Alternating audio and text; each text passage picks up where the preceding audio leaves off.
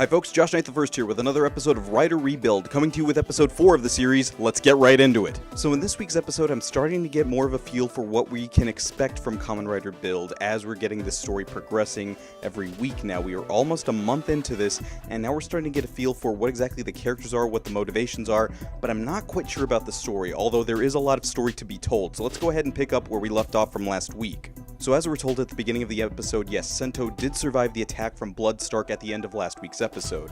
It seems that he was just stunned, he wasn't actually hurt or anything of that sort. Soichi seems to have found him and brought him back to Build HQ. How he found him, that's kind of curious. How was he able to find him all the way out there? Who knows? The important thing to realize is that we're still following the lead of Nabeshima and his family, so Sento calls ahead to Ryuga to let him know that his family may be in danger. Now a good chunk of the episode is focused on them keeping Nabeshima's family safe, which makes sense and that's good character development, but again, there's a lot of other things that I'm wondering about here in the episode. Now, a lot of the show has been focused on this idea of experimentation, of science. We do see a lot of that, but not so much from Sento this episode. We're actually seeing it from Faust. We see them experimenting on people in ways they're not sure of. They're not even entirely convinced of what this smash power can do. So when they see that it's possible to expose somebody to a second dose of this smash essence, they're anxious to find out what the result is. So we see that they know about as much as Sento does about these devices or this power. Now that's interesting that we're seeing a part of the evil organization and they're not quite sure what they're getting themselves into.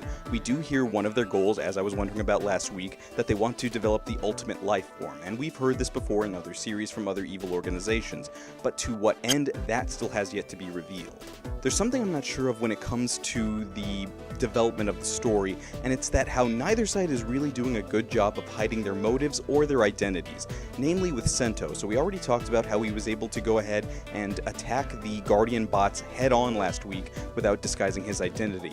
Here, even though he has been tasked by the Institute to go ahead and look into Pandora's box, the manner in which he got that information is pretty obvious. He asked Mitan to help him get that information from the internet. Now the thing about it is we find out later on in this episode that Faust is totally aware of her streams, so that would make it that much easier to figure out that Build knows Mitan, wouldn't it? Now on the flip side of that, Gentoku is doing a very bad job of hiding how much he knows about Pandora's box, especially the way he and Utsumi are getting so mad about Sento's inquiries, considering they're the ones who asked him to look into Pandora's box. If it wasn't obvious they were at least working for Faust, it's screaming it right now.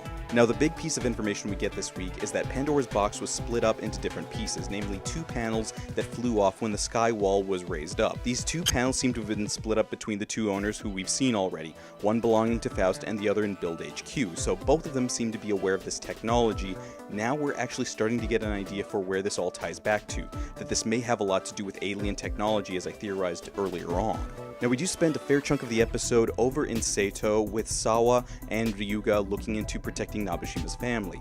Admittedly, I do like the development of Ryuga as a character, going from the selfishness of wanting to avenge his girlfriend or wanting to get his name cleared to seeing, you know what, Nabeshima had a family, he had feelings too, he had priorities, I can't just put myself at the forefront, which is good, that's great character development for him, but I think there's some other things that they need to balance out with that, but I'll get to that. The show does do a good job of characterizing them as people who had no idea what their husband was getting into, people who had no idea what their father was doing when he went out to work at night, and that plays in well to the episode because the heroes of the episode want to go ahead and protect that idea of what the father was doing. They never say that he did anything bad necessarily, just that he was always trying to protect them. That of course adds humanity to our heroes, and that's something we need to empathize with them as the audience. Now for as interesting as the van chase scene was there in the middle of the episode, I do appreciate the originality of it. It's not often that we get chase sequences here in the show. Every so often you'll get one, say, in Kamen Rider Double or Den-O or somewhere thereabouts, but it's really a treat when you do get to see it, even though it's a little bit funny with the way they integrate all of the CG and effects, but it's still making for a good, entertaining episode. Now, a lot of the pull, for me at least, in watching Kamen Rider Build so far, is the unraveling of the mystery of what Pandora's box is and who's behind what. Now, initially when we see Soichi earlier on in the episode, we see that he's going off to a second job, but I thought his job was there at the cafe, wasn't it?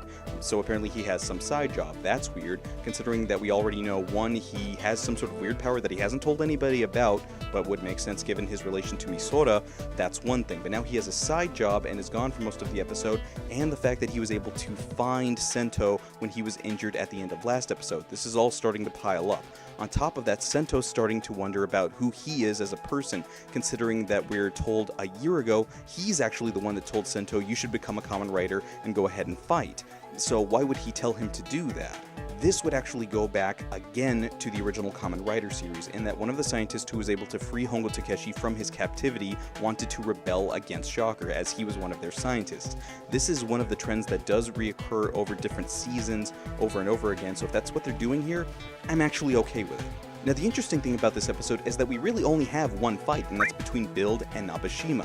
Of course, we see now that Nabeshima has been experimented on again by Faust, specifically by being injected with some form of gas by Blood Stark. Now, Blood Stark seems to have a fair idea of what's going on, but he's not exactly asking Night Rogue for permission, which means he has some sort of autonomy, and that makes sense since they seem to have about the same power. But unfortunately, we don't really get to see what he can do. We only see the fight there between Nabeshima and Build. So again, we're seeing a lot of the form changes, the build-ups that are happening here, but I don't understand why exactly one thing happened. And it might be a nitpick, but maybe you guys caught this too. Initially, we see that Sento uses Gorilla Mond to go ahead and fight Nabeshima, and then switches to Rabbit Gatling, which is fine, that's perfectly okay. But then when he switches to Hawk Gatling, it seemed that he pulled out the Gatling bottle only to shake it up and put it back in. So was that a continuity error, or is that something you haven't told us about where every time you do a build-up, you have to reshake the bottle? They haven't explained that yet. The funny thing about this is that the fight actually doesn't add a lot to the story. The story is being compactly told in and of itself, separate from the fights, and that's something that worries me about this series. I actually really like the way the storytelling is going this far, but since it's so far removed from the fights and the gimmick, necessarily the things that kids are tuning in for, that's kind of worrisome. Over the last couple of years, the gimmick and the story seem to be very separated in terms of the creation of each writer series, and it's up to the writers to go ahead and marry those two ideas together. Sometimes it works, like say last year with Exade, other times it doesn't work, like the year before that with Ghost. Here, I'm still not convinced yet, but we're still going to see what's happening with this mystery. I really think in this episode, the ending is where the writing shines, in that we see the experiment that was done by Bloodstark on Nabeshima has consequences, namely that he has amnesia now, and it's not reversible amnesia.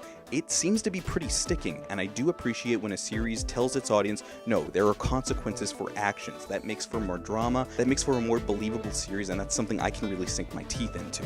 The beautiful part in the characterization there for our heroes is specifically how Ryuga gets mad at Nabeshima. Not that he forgot, he knows that's not his fault, but the fact that he wants him to remember. He actually cares for Nabeshima, or more so his caring for his family. He wants Nabeshima to be part of that family unit that he got to know earlier on in the episode. Along with that is the way Sento explains the amnesia to Nabeshima's daughter, the way he does that with a science experiment. Now that's a great way of showing that he's intelligent and caring, while at the same time not trying to bolster himself up while making somebody else look stupid. That's a good way of developing your main character.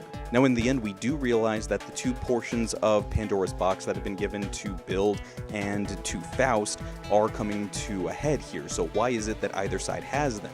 We don't know who the astronaut is who activated Pandora's box necessarily, although Sento does have a picture of him, but the more suspect thing here is exactly what is it that Soichi was doing with the portion of Pandora's box to begin with. Does he work for Faust? He's asked this blatantly by Sento, but we're going to have to wait for next week for the answer. And along with that, we'll see the debut of a new form, Nin Nin comic, as well as getting into some of Sento's past. Maybe he wasn't a scientist like we were all told. So really, I've got to say, we're 4 episodes in here, about a month in. I'm liking the story, I'm still not sold on the gimmick, and I don't think the two are going to get together necessarily anytime soon. The reason for that being, the first 12 episodes of any writer series are really where a lot of the marketing comes in.